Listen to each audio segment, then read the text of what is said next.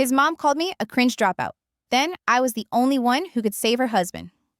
When Chris first asked me to have dinner with his parents, I almost said no. Not because I didn't want to meet them. I cared about him enough to consider it seriously, but because I already knew what they'd see when I walked through that door, a 19-year-old dropout in a dress from the clearance rack, a girl who worked at Target to pay for her mother's medications. Still, I told myself that maybe I was being paranoid. Maybe people with money weren't always the villains I'd built in my head. Maybe they'd see me for what I was, someone who sacrificed education to keep her paralyzed mother alive after a stroke stole her speech and mobility. I was wrong. The door opened to reveal Helen Pearls on her next smile frozen like a photograph. Her eyes swept me in a single glance, already cataloging my flaws. She stepped aside stiffly. No hug offered no warmth. Behind her, Robert sat in the living room, inspecting me the way an employer inspects a resume, looking for missing credentials before he even asks a question. "You must be Sarah Helen," said her voice smooth and polished, but tinged with disdain. "Yes," I managed, clutching the strap of my purse tighter. We sat down to dinner, and almost immediately, the interrogation began. "So Helen," said, her fork poised like a weapon, "Chris tells us you work at Target. I'm a shift supervisor." I explained, though the words felt small against the weight of her stare. Robert leaned forward. "And you're planning to go back to school?" "I assume. Community college, perhaps?" I opened my mouth. "Well, first, I'd need a GED." Helen's laugh sliced through me. "A GED at your age?" She tilted her head toward Chris. "Sweetheart, you know we support whoever you date, but don't you think you deserve someone who shares your ambition?" Chris shifted uncomfortably. "Mom, please." But Chloe, his younger sister, home from Yale, jumped in. "Wait, you actually dropped out? Like you didn't even finish high school?" She said it like I'd confessed to a crime. My throat tightened. "I had to leave junior year to care for my mother after her stroke." "Had to." Robert shook his head. "No one has to abandon their education. That was a choice. Choices have consequences." He gestured to their chandelier-lit dining room. "This is what education builds." "What are you building, young lady?" I wanted to tell him about the years of sleepless nights, the feeding tubes, the exercises that kept my mom's muscles from atrophying. Instead, I stared at my plate. Helen touched her pearls like rosary beads. Some people just aren't meant for success. Someone has to stock shelves. Chris slammed his water glass down. "Enough!" But Chloe wasn't done. She pulled out her phone, scrolling through my Instagram. "Look, she posts these cringe quotes about perseverance. Surviving each day is an act of courage," she snorted. "She acts like she's been through war." Robert's voice rose. "You know what bothers me most? The entitlement. Your generation wants trophies for basic existence. Dropping out isn't perseverance. It's giving up. You'll spend your life folding clothes for people like us." Helen's gaze sharpened. "The saddest part is you'll probably never be able to help Chris's children with their homework." That was the moment I decided silence was safer. I folded into myself, letting their words settle like poison. But then Robert's hand shook. The wine glass slipped from his grip, crashing onto the table. "Damn it," he muttered, but the word was slurred, his mouth drooping on one side. My heart jolted. I knew that face, that weakness. I lived it for years. "Chris," I said, my voice sharp, commanding in a way I didn't recognize. "Call 911, now." Helen scoffed. "Don't be dramatic. He's had too much wine." I was already moving. "Smile for me, Robert." Only the right side of his mouth twitched. Raise both arms. His left stayed limp. "Say your name." Nothing but garbled noise. My pulse raced, but my training, the unpaid, unrecognized training of a caregiver, kicked in. Onset was just now. "We have about 180 minutes to get him TPA or he'll lose function permanently." Helen froze, her pearls trembling against her chest. Chloe pressed herself against the wall, phone dangling uselessly. Chris fumbled with his panic, twisting his face. I eased Robert to the floor, tilting his head, loosening his collar. "Keep his airway clear. Don't let him choke." My hands were steady, though inside I was shaking with a grim familiarity. The dispatcher's voice crackled through Chris's phone. "Describe the symptoms." "Facial droop, slurred speech, left-sided weakness." Less than 5 minutes since onset, I said loud enough for the paramedics to hear when they arrived. Helen's hand fluttered helplessly above her husband's chest. "Do something. I snapped sharper than I'd ever spoken to anyone in my life. Minutes stretched like hours until the sirens wailed outside. Paramedics burst in their eyes, immediately scanning the scene. I rattled off the symptoms, the timeline, the vitals. One of them nodded with something like respect. Robert's eyes locked on mine as they lifted him onto the gurney. Fear, confusion, but also recognition. He knew I was the one anchoring him to life in those critical minutes. Helen followed the gurney, finally silent. Chloe trailed pale and shaken. Chris stood frozen until I grabbed my purse. "Go with them. I'll drive myself." The front door slammed behind them, leaving me alone in a dining room littered with broken glass, half-eaten food, and a silence so thick it buzzed in my ears. I looked at the shards glittering on the floor, at my reflection fractured in the pieces. Minutes earlier, I'd been the dropout, the embarrassment, the burden. Now, I was the only reason Robert still had a chance. And none of them would ever forgive me for it. The drive to the hospital was silent, except for the hum of my old car and the echo of my own heartbeat. My hands gripped the steering wheel so hard my knuckles ached. I had been in this position before, racing against the clock, while someone's brain cells were dying second by second, but this time it wasn't my mother. It was the man who had just spent dinner telling me I was worthless. Inside the emergency room, fluorescent lights flickered overhead, and the smell of antiseptic clung to the air. I found Chris and his family in the waiting area, their faces pale and drawn. Helen sat rigid, pearls still perfectly in place, though her hands trembled as they clutched her purse. Chloe scrolled aimlessly through her phone, though her fingers shook too. Chris jumped up when he saw me. "They're working on him now," he said, his voice cracked with strain. "They think you were right? Stroke." I nodded but said nothing. My throat was tight, my body vibrating with leftover adrenaline. Minutes turned to hours in that waiting room. The TV in the corner played a game show no one watched. Children cried in the background. Every time a doctor walked through the double doors, Helen's head snapped up, hope and fear flashing across her face. Finally, a physician approached, clipboard in hand. "Mr. Thompson had an ischemic stroke," he said. But because treatment began quickly, we were able to administer TPA within the window. "The next 24 hours are critical, but early intervention likely prevented permanent damage." Helen's shoulders sagged with relief. Chloe whispered, "Oh my God," under her breath. Chris let out a shaky exhale and looked at me. Really looked at me for the first time all night. The doctor continued, "Who recognized the symptoms so quickly?" Before I could speak, Helen's voice cut in. I did. I noticed the slurred speech right away. She pressed a trembling hand to her chest, eyes shining as though the memory of her courage brought tears. I blinked. For a second, I thought maybe I'd misheard her. But no, her chin was lifted, her voice steady. She was rewriting history in real time, and no one was stopping her. The doctor nodded, scribbled something on his clipboard, and moved on. I wanted to scream, to correct her, to demand acknowledgement. But my voice caught in my throat, heavy with exhaustion, and the bitter knowledge that truth often bends under the weight of power. I stayed silent. Chris noticed. His eyes flicked between me and his mother, conflict clear in his expression. He opened his mouth as if to say something, then closed it again. Family loyalty wrapped around his throat like a rope. When visiting hours began, Helen and Chloe hurried back first. Chris hesitated, then followed. I remained behind, sitting in the hard plastic chair, staring at the speckled floor tiles. That was when it hit me. I wasn't just fighting for acknowledgement tonight. I was fighting against an entire system of perception wealth, over struggle status, over sacrifice, image, over truth. I thought about my mom sitting at home in her chair by the window, about the years of therapy sessions, the careful logging of every medication, the way I'd learned to read the subtle signals of her body better than any textbook ever could. Everything they mocked me for, that was what had saved Robert. But to them, I was still the dropout, still the girl in the cheap dress. Hours later, when they returned from Robert's room, Helen didn't look at me. Chloe avoided my eyes. Chris sat down beside me, his voice low. "You were amazing in there. You saved him." "Your mom just told the doctor it was her," I said flatly. He rubbed the back of his neck. "She's shaken. She needs to feel like she helped. Just let her have it." My laugh was short and sharp. Let her have it. "Chris, she's erasing me." He sighed, staring down at the floor. "It doesn't matter who gets credit. What matters is my dad's alive." I didn't answer, because to me, it did matter. Not for glory, not for validation, but because truth mattered. If we start erasing truth in small ways, where does it end? By the time I left the hospital, dawn was breaking. My body felt heavy, drained of adrenaline, but my mind wouldn't stop racing. I drove home on autopilot, the sky streaked pink and gray, the city just beginning to stir. When I walked into our apartment, the caregiver I'd hired for the night was making tea in the kitchen. My mom sat by the window, eyes bright as she saw me. "Everything okay?" the caregiver asked. "Yeah," I lied. "Long night." After she left, I knelt by my mom's chair. "You wouldn't believe it," I whispered, telling her about the dinner, the mocking, the collapse, the way Helen had claimed credit. My mother couldn't speak, but her good hand reached out, squeezing mine tight. Her eyes still sharp, despite everything told me she understood. It wasn't fair. It wasn't just, but it was real. I helped her into bed, went through her nightly stretches, prepared her meds. Every routine movement reminded me why I knew what I knew, why Robert was still alive. Not because of Helen's pearls, or Robert's lectures, or Chloe's Ivy League sneers, but because of my mother. Because caregiving had been my school, and tragedy, my teacher. As I tucked her in, she tapped 3 times on my hand. Our code for I love you. I tapped back 4 times. I love you too. And for the first time all night, I felt steady again. Because whether Helen admitted it or not, the truth lived in Robert's bloodstream now. In the TPA coursing through his veins. In the fact that he might wake tomorrow with his speech intact, his arms moving, his life still his own. That was my work, my knowledge, my sacrifice. And no revisionist history could take that away. 3 days after Robert's stroke, I got the first taste of just how far Helen would go to rewrite history. Chris texted me mid-shift at Target. "Mom wants to have a small gathering for Dad's recovery. She wants you to come." My gut told me not to, but curiosity, maybe even foolish hope, made me say yes. Maybe gratitude would soften her edges. Maybe Robert himself would acknowledge what happened. When I arrived, their house looked the same as the night of the dinner, but the atmosphere was different. Instead of sharp tension, there was hushed reverence. Neighbors and family friends filled the room, whispering about Robert's miraculous recovery.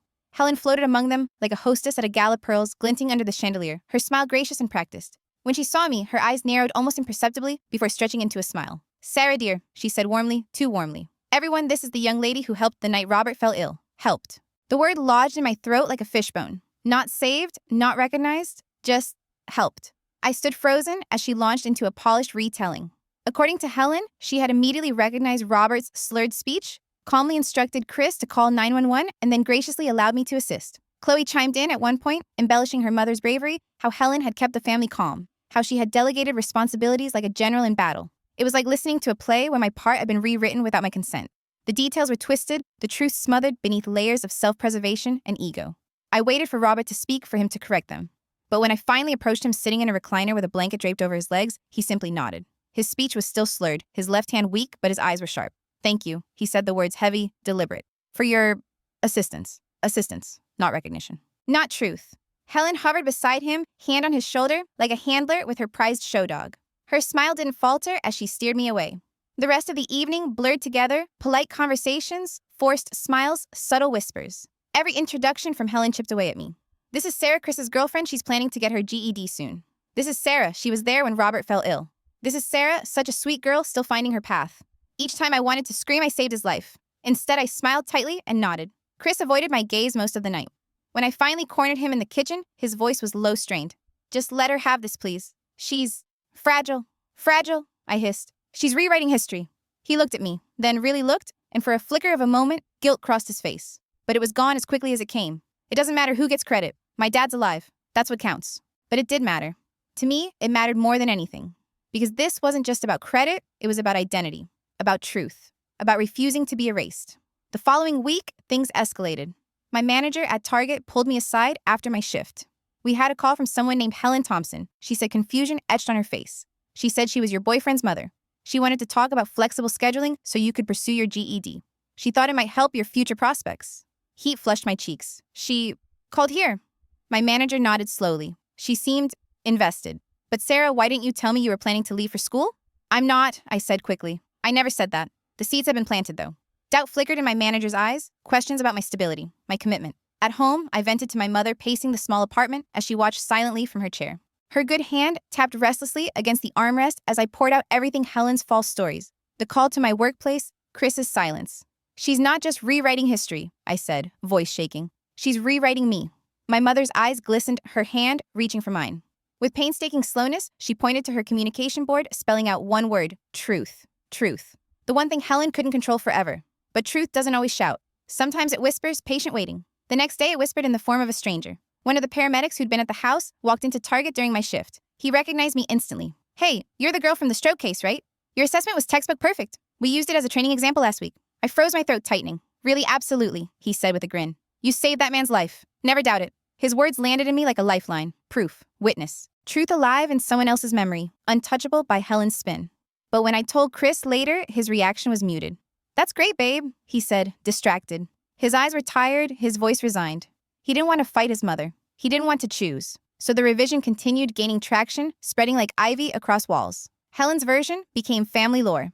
At dinners, at gatherings, in whispered conversations, it was her courage, her quick thinking, her story. And me, I was fading into the margins, rewritten as a footnote. But I wasn't gone. Not yet. Because truth doesn't die just because people try to bury it. It waits. It started with whispers, then turned into a campaign. At first, Helen's adjustments to the story were subtle, downplaying my role, elevating her own. But soon, she moved from rewriting the past to sabotaging my present. The first blow came at work. My manager, already uneasy after Helen's previous call, pulled me into the back office again. "Sarah, we need to talk," she said, her tone cautious. "I've received multiple calls from someone claiming to be concerned about your well-being. She's mentioned caregiver burnout, financial instability. Even suggested you might need social services." I felt the blood drain from my face. She said that she framed it as worry. My manager added quickly, as if that softened the blow. "But it raises questions. Are you okay? Do you need support?" I wanted to scream that I was fine, that Helen was the problem, but the truth sounded like paranoia. My boyfriend's mother is waging a quiet war against me. Who would believe that? At home, I vented to my mom, pacing the small apartment. She listened silently, her eyes following me with quiet intensity. When I paused, breathless, she tapped on her communication board, "Stand firm." I nodded, but inside, doubt crept in. What if Helen could really ruin me? The next move came swiftly. A social worker knocked on our door one afternoon, clipboard in hand. "We've received a report about possible neglect," she explained. My mother's eyes went wide, fear flashing across her face. I ushered the woman inside, heart pounding. For an hour, she combed through everything: medication logs, mobility aids, the food in our fridge. My mother sat stiffly in her chair, answering questions with nods and gestures. I explained every routine, every modification, every detail of her care. When the inspection ended, the social worker's expression softened. Your care is exemplary, she said firmly. Whoever reported this was misinformed. Relief washed over me, but anger soon followed. Helen had crossed a line, invading not just my life, but my mother's. That night, I told Chris. He pinched the bridge of his nose, sighing. I'll talk to her. You shouldn't have to talk to her, I snapped. She should stop. She's scared, he said quietly. She almost lost Dad. She's not herself. No, Chris. This is herself. He didn't argue. And that silence hurt worse than words. The sabotage spread beyond work and social services. Helen began calling my mother's doctors, introducing herself as family, and voicing concerns about my ability to handle the complexity of care. Privacy laws kept them from disclosing details, but her interference left ripples. At our next appointment, the neurologist asked careful questions, his eyes flicking toward me with faint suspicion. I explained everything, frustration cracking through my voice. He listened, then leaned forward. You're doing an extraordinary job, he said. Don't let anyone tell you otherwise. He drafted a letter himself, affirming my competence and warning that further interference would be treated as harassment. The vindication felt good, but temporary, because Helen wasn't stopping. She escalated again, showing up at Target mid-shift with 2 education consultants in tow. They introduced themselves loudly, offering brochures for GED programs, rattling off statistics about young dropouts, and praising employers who supported continuing education. My coworkers listened wide-eyed as Helen proclaimed she was investing in my future. By the time they left, my manager was convinced I was planning to leave, and customers were whispering about my situation. I stood there humiliated, reduced to a case study in front of my peers. When I told Chris, his voice was tight with frustration. She means well, he insisted. She just doesn't know how to show it. Chris, she's dismantling my life piece by piece, I said. How can you not see that he stared at me torn, then whispered, because she's my mom? There it was. The truth I've been avoiding. He would never stand fully against her. The final straw came at a family dinner weeks later. Robert was recovering well, his speech improving, his movements steadier. Friends and relatives gathered to celebrate his progress. Helen raised a glass, her voice warm and commanding. To the power of family, she declared. When crisis struck, we came together. I recognized the signs Sarah supported Chris called for help. Each of us played a role. The guests clapped politely. Chris shifted uncomfortably. Robert sipped his water silent. I sat there, heat prickling my skin, my heart pounding. Her version had solidified, polished through repetition. In her story, she was the savior, I was the helper, and the truth was erased. Later, when the guests had gone, Robert caught my wrist as I passed his chair. His grip was weak, but his eyes were steady. He leaned close, his voice rough but clear. I remember he whispered, "Don't let her take that from you." The words hit harder than I expected. Validation, quiet and fragile but real. I left their house that night knowing something had shifted. Helen's game wasn't just about reputation, it was about control. About bending reality until only her version remained. And if I didn't fight back, she'd erase me completely. A week later, my phone buzzed with an unfamiliar number. I almost ignored it, too many spam calls, too many fake offers, but something made me swipe to answer. Sarah. The voice was gravelly, deliberate. Yes, it's Robert. Could we meet just the two of us? For a moment, I couldn't speak. The man whose life I'd saved, the man who'd sat silent as his wife erased me, was reaching out. We met at a small park near the hospital where he did his therapy. He looked older than he had weeks ago, shoulder stooped, left hand still weak. But his eyes, those sharp assessing eyes, were clear. "Thank you for coming," he said, lowering himself carefully onto a bench. "I wanted to see you without Helen hovering." The relief in his tone surprised me. For the first time, I sensed he was as trapped as I was. He didn't waste time. I remember everything he said, the droop, the weakness, the way my words wouldn't come. I remember Helen standing frozen, clutching her pearls. And I remember you taking control? My chest tightened. I hadn't realized how badly I needed to hear it out loud. "I owe you my life," he continued, "and I want you to know that." I nodded, blinking back tears. "Then why let her take the credit?" His gaze dropped to his lap. "Because Helen needs it." I laughed bitterly. "She needs to steal the truth. She needs to believe she didn't fail," he said quietly. "You don't know what she's like when she feels powerless. It destroys her." That night broke something in her. If I correct her, if I strip away her version, she'll unravel. I stared at him stunned. "So you're asking me to just let her keep lying? I'm asking you to choose peace," he said. "You can't win a war with her, Sarah? She'll scorch the earth before she loses." I wanted to argue, to shout, but his frailty held me back. He wasn't excusing her, he was pleading. Then he reached into his coat and handed me an envelope. "This is for your mother's care," he said. 10,000. From me. Not from Helen. A debt I can never repay, but something. The envelope felt heavy in my hands, heavier than the number printed on the check inside. Blood money. Hush money. Gratitude wrapped in guilt. "I can't take this," I whispered. "You can," he insisted. "Because you earned it. And because it will make your mother's life easier." I thought about the medication bills, the specialized chair she needed the nights I stayed awake, calculating how far my paycheck could stretch. My pride screamed no, but pragmatism whispered yes. I tucked the envelope into my bag, shame and relief tangling in my chest. "Thank you," I said stiffly. Robert's eyes softened. "I'm sorry for Helen. She is who she is. But you are remarkable. Don't let her convince you otherwise." We sat in silence for a while, watching children play on the swings. He looked tired, and for the first time, I saw not the powerful patriarch who had mocked me at dinner, but a man who had nearly lost everything. When he finally stood to leave, he squeezed my shoulder with his good hand. Sometimes, survival means letting people believe their lies. But the truth, it always waits. It always finds a way. I walked home with the envelope burning in my bag, my mind spinning. His words echoed in me, choose peace. But peace, at what cost? My silence, my dignity, my truth. At home, I told my mother about the meeting. She listened, her eyes never leaving mine. When I showed her the envelope, she tapped her board slowly. Use it, but don't be silent. Her clarity cut through my storm. Yes, I'd use the money. Yes, I'd ease her suffering. But I would not erase myself to appease Helen's pride. That night, I lay awake, replaying Robert's confession. His gratitude had been real, his plea sincere. But beneath it all was a demand that I make myself small, so Helen could stay big. And for the first time, I realized that maybe Chris wasn't the only one chained to Helen's control. Robert was too. Maybe they all were. The next morning, Helen sent me a text. Thank you for meeting with Robert. He said it went well. I appreciate your discretion. Discretion. The word stung. She knew. She knew he'd confessed. She knew he'd paid me. And now she was thanking me for keeping her lie intact. I stared at the message for a long time before deleting it. Robert had given me money, but Helen wanted silence. And I wasn't sure how long I could give it to her. Because the truth wasn't just waiting anymore. It was pounding, demanding, refusing to stay buried. And sooner or later, it would break through. At first, I thought Robert's envelope would buy me some peace. But instead, Helen only sharpened her knives. It began subtly. A neighbor stopped me in the hallway, hesitant. Sarah. I heard Adult Protective Services came by. Is everything okay with your mom? Her tone was polite, but her eyes were skeptical. Gossip spreads faster than truth, and Helen knew it. Then came the reviews. Anonymous one-star ratings appeared online for the Target where I worked. They described a rude young employee who ignored customers and lied about qualifications. No names, but enough details for anyone in my department to know they meant me. The worst was the phone call from my boss. Sarah, I need to ask, are you looking for another job? What no, someone called claiming to be your relative saying you're planning to leave soon for school. They framed it as excitement, but she hesitated. It makes me question your commitment here. Helen's fingerprints were all over it. I hung up, shaking with rage. She wasn't just trying to discredit me socially anymore, she was dismantling my livelihood. I confronted Chris that night. She called my job. She's poisoning my reputation everywhere I go. You have to make her stop. His face pinched with exhaustion. She's just worried about you. Chris, stop excusing her. She's trying to erase me. He rubbed his temples. Do you want me to cut off my mother? Is that what you're asking? Yes, I said, without hesitation. The silence that followed was louder than any fight. He stared at me, hurt and defensive, and I knew my answer had drawn a line we might never cross back over. A week later, the line snapped. Helen appeared at my store again, this time, armed with 2 educational consultants. They marched through the aisles with clipboards, loudly discussing my future potential and praising employers who supported staff in pursuing GED programs. Customers stared. My coworkers whispered. My manager cornered me later, half confused, half irritated. Sarah, what is going on? Why is your boyfriend's mother organizing interventions at your workplace? I wanted to scream. Instead, I mumbled something about misunderstandings and fled before my tears spilled. At home, my mother tapped furiously on her board, poison. Don't swallow. I hugged her, burying my face in her shoulder, wishing I could be as strong as she believed I was. But Helen wasn't finished. She called my mother's doctor, pretending to be a concerned family member. She hinted that maybe a teenager couldn't manage complex medical care, that perhaps professional placement should be considered.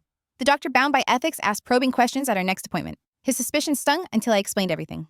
His face hardened with anger, and he wrote a formal letter condemning Helen's interference, praising my care as exemplary. It was vindication, but fragile. Because Helen's real weapon wasn't her lies.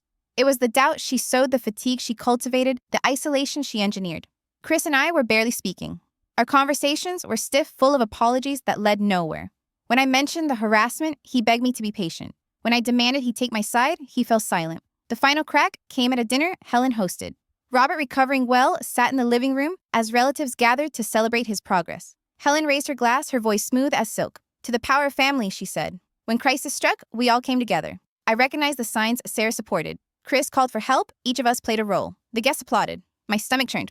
Later, Robert pulled me aside. His hand, still weak, squeezed mine. His voice was low but steady. Don't let her take your truth, he whispered.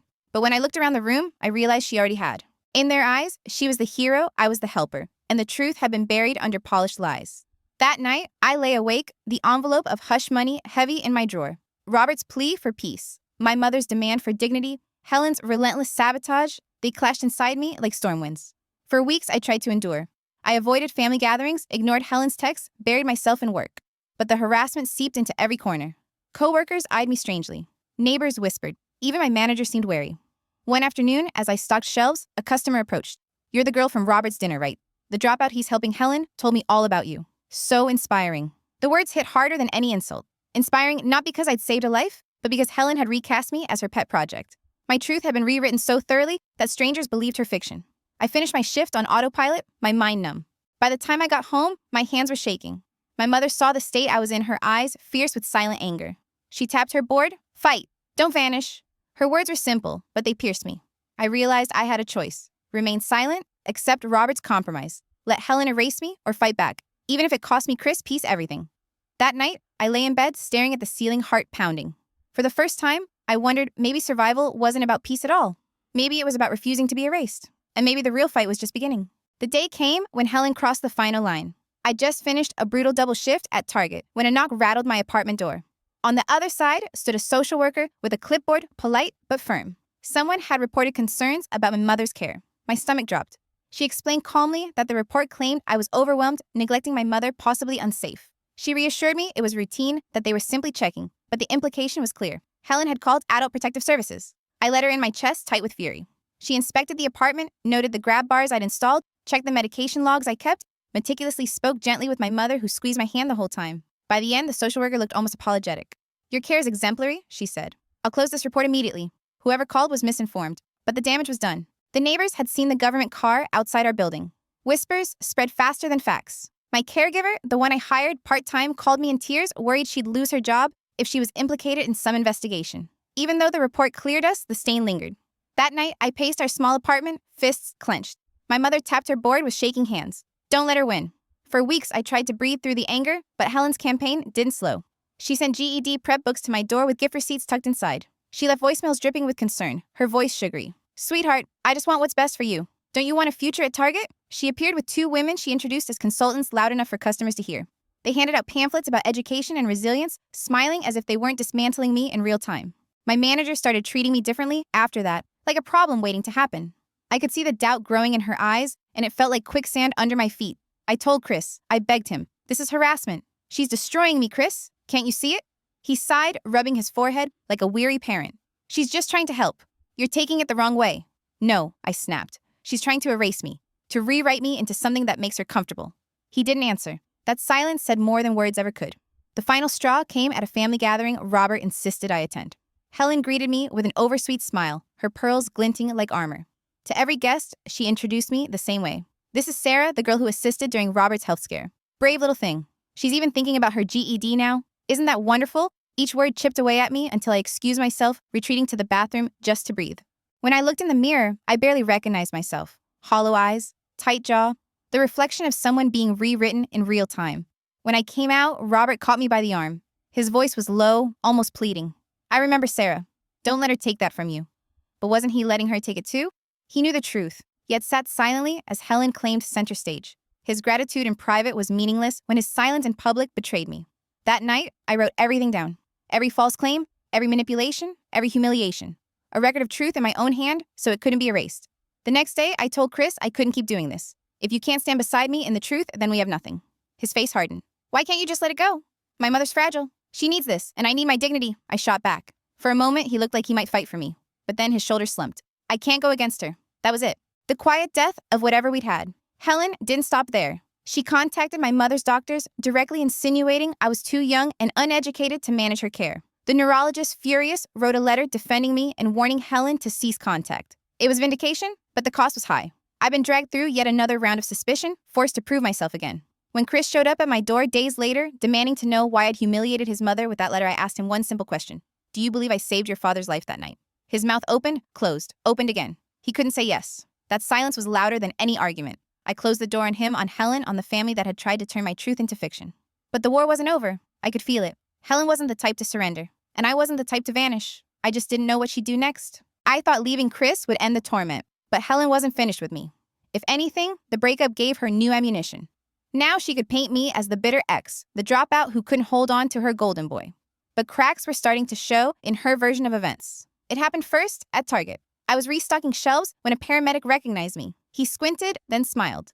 You're the girl from the stroke call, right? Textbook, perfect assessment. I froze, waiting for Helen's shadow to appear, but he kept talking. We actually used that case in training. Your timing, your insistence on TPA, it saved him. If you ever want to go into medicine, you've got the instincts. My manager overheard. Her eyes widened, flicking between me and the paramedic. Later, she pulled me aside, her voice softer than it had been in weeks. Sarah, is what he said true? I nodded. And for the first time, someone outside my world believed me without question. The truth had a way of surfacing even when buried. A week later, my mother's neurologist called me into his office after an appointment. We've been hearing conflicting accounts of Robert's stroke, he said carefully. But I've seen the logs. I've spoken to the EMTs. I know what you did that night. He leaned forward, his eyes steady. Don't let anyone take that away from you. His words settled into me like an anchor. For months, I'd been drifting in Helen's storm. Finally, something steady to hold on to. But the biggest crack came from an unexpected source, Chloe. I ran into her at the grocery store of all places. She looked immaculate as always, fresh from her Yale program, her cart filled with things I couldn't pronounce. She hesitated, then approached me. Sarah, she said, her voice lower than usual, stripped of its superiority. I've been thinking about that night, about how we treated you. Her eyes darted to the floor. I know you saved Dad. I know Mom froze. I just wanted you to know I'm sorry. It was the first real apology I'd heard from that family. For a second, I didn't know how to respond. Then I managed, thank you. She nodded quickly, relieved as if confessing had lifted a weight. I told Mom the truth too. She won't admit it. But I needed you to know. That night, I wrote those words down in my journal, clutching them like a shield. I know you saved Dad. Helen, of course, doubled down. She began weaving her fiction deeper into the community, telling anyone who would listen that she'd spotted the stroke first, that she'd orchestrated the response. But the more she insisted, the more defensive she sounded. People who heard both versions started noticing inconsistencies. Some dismissed them, but others began to wonder. The tension finally exploded at a small neighborhood event. I was helping organize a charity drive when Robert showed up, moving slower but steady with his cane. Helen was at his side, introducing him to everyone, praising his recovery. When someone asked how he'd survived the stroke, Helen launched into her script. I noticed his face drooping immediately, she declared. I called for help, guided the situation. But Robert interrupted. His voice was still slightly slurred but firm enough to cut through her performance. No, he said. That's not how it happened. Sarah saved me. Don't rewrite it. The silence that followed was sharp. Helen's face went pale, then flushed crimson. She laughed awkwardly, trying to wave it off as confusion. But the damage was done. Everyone had heard him. She didn't speak to me for weeks after that, but I didn't care. Robert's words had finally pierced her armor. Still, I knew better than to celebrate too soon.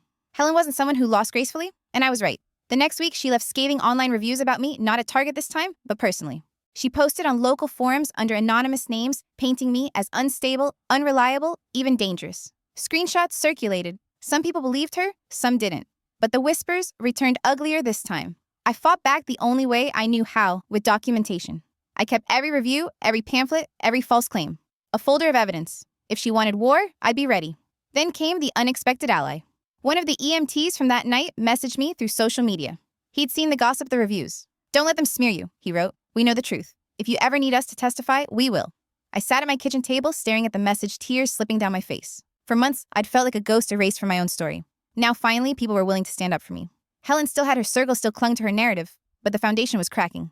Her lies weren't unshakable anymore. One night, as I tucked my mother into bed, she squeezed my hand 3 times our code, for I love you. Then, with painstaking effort, she tapped out a message on her board, truth always wins. For the first time, I believed her.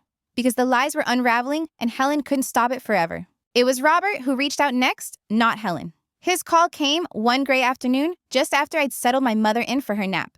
His voice was steadier than the last time we'd spoken, but there was a gravity to it that made my stomach twist. Sarah, he said, would you meet me at the park near the hospital? There's something I need to say. Something I can't say at home. I hesitated. A part of me worried Helen had orchestrated this another ambush disguised as reconciliation, but the raw edge in his voice told me otherwise. Against my better judgment, I agreed. When I arrived, Robert was already waiting on a bench cane propped beside him. He looked older than I remembered, smaller, somehow his once imposing presence worn down by stroke and therapy. Yet his eyes were sharp, watchful, almost pleading. Thank you for coming, he began. I won't keep you long. I sat cautiously, the cold metal of the bench grounding me. I remember everything from that night, he said, voice low. Not clearly, not in order, but enough. You were the one who acted. You were the one who saved me. The words hit me like a tide. For months, I'd been gaslit, minimized, rewritten. Hearing them from him, the man whose life I'd fought to protect, should have been vindication. But his tone carried something heavier. I should have corrected Helen sooner, he admitted. But you need to understand Sarah, she's not just proud. She's fragile. The thought of being useless terrifies her. That night when she froze, it broke something inside her. Claiming she was in control is the only way she can live with herself. I almost laughed at the absurdity. Fragile Helen, the woman who'd waged war on my life with brochures and phone calls and social workers, but Robert's expression was deadly serious. I'm not asking you to forgive her, he continued. God knows she's gone too far. I'm asking you to allow her story. Stop correcting her. Let her keep her version. If you do, she'll back off. She'll leave you alone. I stared at him. You want me to lie so she can feel better? Not lie, he said quickly. Just stay silent. Choose peace over truth. I shook my head, disbelief burning through me. Do you have any idea what she's done to me? The reports, the calls, the humiliation. Silence isn't peace. It's surrender. Robert's jaw tightened. He leaned closer, his good hand trembling as he reached into his coat. When it emerged, he held a plain white envelope. He pressed it into my hands before I could refuse.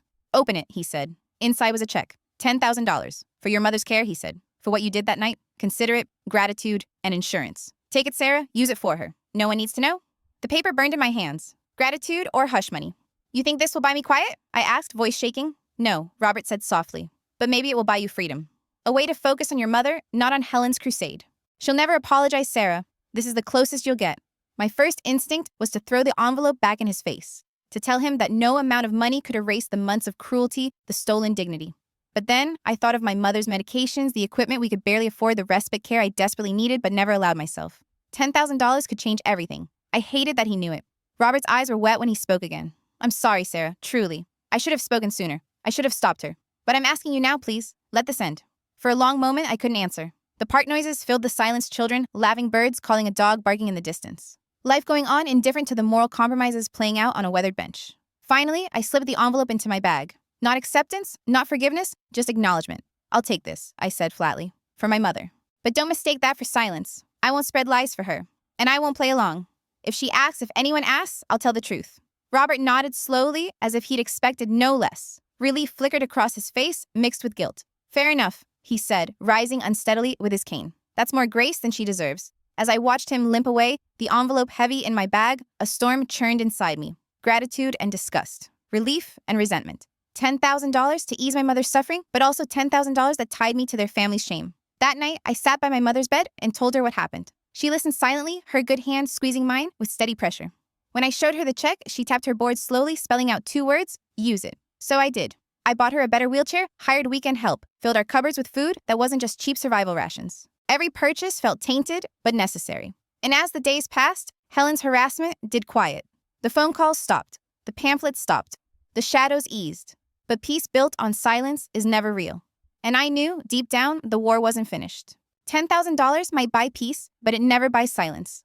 On the surface, life grew easier. My mother had a new wheelchair that glided across the floor instead of catching on every corner. Ruth, the weekend caregiver I hired, sang while cooking, her voice soft enough that my mother sometimes hummed along.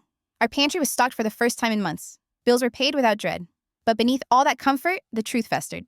The check sat in a drawer in my room. Sometimes I'd pull it out just to look at Robert's signature, wondering if he'd written it with gratitude or guilt. It didn't matter. Every dollar I spent reminded me of what I'd agreed to keeping quiet while Helen spun her own version of the night. I told myself it didn't matter who got the credit. Robert lived. That was enough. But late at night, when the apartment was quiet, I felt the sting of erasure more than the relief of survival. Helen was relentless in rewriting history. At family gatherings, she told polished versions of the story where she recognized the stroke commanded the room and graciously let me assist. Friends whispered admiration at her bravery. Chris, I heard, nodded along, too weary or too loyal to correct her. Robert said nothing. I bumped into him once at the pharmacy. His left side was weaker, but functional. His speech still slightly slurred. He gave me a nod, eyes full of things he couldn't say. That nod was an admission, maybe even an apology. But it wasn't enough. It never would be.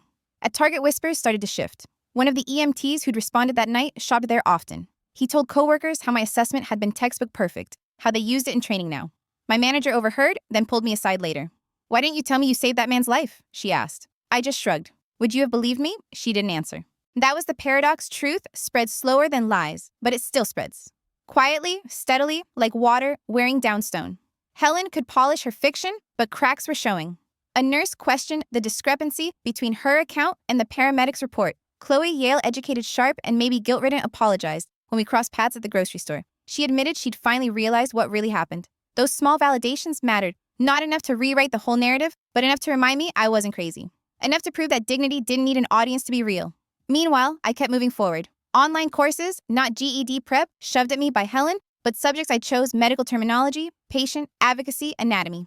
At night, I read lessons aloud to my mother. She couldn't always respond, but her eyes followed the words alive with pride. Every new term I mastered was a stone laid in a foundation Helen couldn't touch. Sometimes I wondered if truth even needed me to defend it. My silence, my refusal to play along was enough. The paramedic's casual story, the neurologist's letter, Chloe's apology, they were all proof that reality doesn't stay buried forever. But here's what nobody tells you about survival. It doesn't feel heroic. It feels messy, exhausting, lonely. Chris never reached out again. Maybe that was for the best. Maybe he needed to believe his mother's story to keep the peace. But sometimes late at night, I thought about the way he'd squeeze my hand in that waiting room, the way his eyes had looked before everything fractured. Family loyalty had won, and I was left with the truth and nothing else. Still, there was a strange kind of power in that. I'd learned the hardest lesson of all. I didn't need their recognition to know what I'd done. I'd saved Robert's life. My knowledge, my experience, my sacrifice that was mine, whether they admitted it or not. And maybe that's what scared Helen the most. She could erase me from her story, but she couldn't erase the fact that Robert was alive because of me. Every morning, he opened his eyes. Every step he took in therapy was a reminder, even if she never spoke it aloud. The aftermath wasn't a clean victory. It was compromise and scars, whispered truths, and unspoken debts. But it was mine. I held on to one thought. Truth doesn't always roar. Sometimes it lingers quiet and patient until the lies collapse under their own weight. And when they do, I'll still be here. Thanks for joining me as we unraveled these twists today. It's always a gift to share the strange and unforgettable with you. See you next time. Don't forget to subscribe for more.